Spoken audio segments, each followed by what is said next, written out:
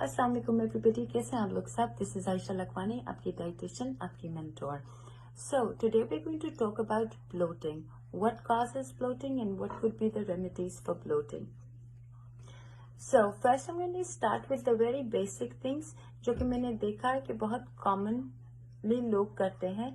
अगर आप बहुत जल्दी जल्दी खाना खाते हैं, जिसको हम लोग कहते हैं निगलना, अगर आप ठीक से अपने खाने को च्यू नहीं करते तो आपका पूरा नवाला पेट के अंदर चला जाता है और तब आपके पेट को ज्यादा काम करना पड़ जाता है और उसकी वजह से गैस, ब्लोटिंग, ये सारा कुछ होता है।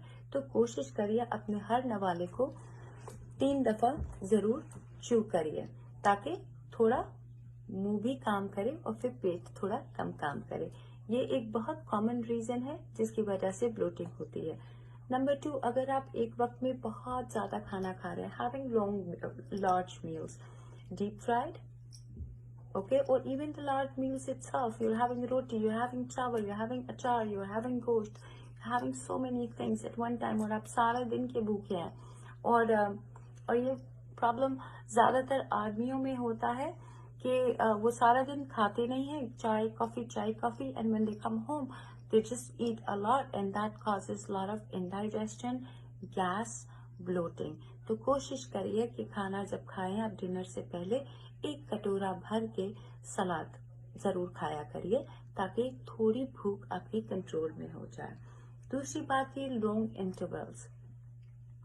अगर आप बहुत ज्यादा इंटरवल दे रहे हैं अपने खाने में, सुबह आपने तो अगर 6 बजे एक खा लिया सेब या एक अंडा खा लिया, फिर दूसरा खाना आप जाके 4 बजे खा रहे हैं, इससे एसिडिटी आपके पेट में बढ़ती है और वो भी ब्लोटिंग के लिए ठीक नहीं होता। वो भी ब्लोटिंग कॉज करती है, बर्प्स होते हैं, गैस होती है, तो आपकी बॉडी फिर डिफरेंट तरीके से रिएक्ट करती है। बेहतर यही होता है कि आप थोड़ा बहुत छोटे छोटे मील्स खाइए। अब मेरे छोटे छोटे मील्स खाने का ये मतलब नहीं है कि हर छोटे मील में आप रोटी, सालन, सब्जी you can eat an apple, you can have 10 to 12 almonds, you can have a cheese string, you can have a glass of smoothie, anything, a small cup of yogurt.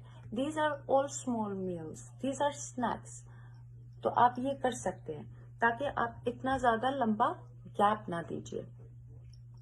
फिर देखा गया है जो कि बहुत ज्यादा कॉमन हो गया है, यू गेट ब्लोटिंग और you get bloating because of maybe your lactose intolerance, आपको लैक्टोज से है। You get bloated because of wheat, gluten से आपको है। तो इन चीजों का थोड़ा देखना पड़ेगा आपको खुद को। And if you want I can help you with that, you can always inbox me. I have helped lot of clients and patients with that who've been suffering with these bloatings and constant bloating for years and everything, and later on we figured it out. They have allergies with certain foods, they have intolerance with some foods, so these are the things that you really need to figure it out and तब आपको पता चल जाएगा। ठीक है, अब हम लोग बात करते हैं बहुत सिंपल बेसिक रेमेडीज के बारे में। जीरा पानी, I don't want my video to be very long. जीरा एंड अजवाइन का पानी आप जरूर पी लीजिए, वो बहुत ज्यादा हेल्प करता है इस चीज के लिए, ब्लोटिंग के लिए, बादीनेस के लिए।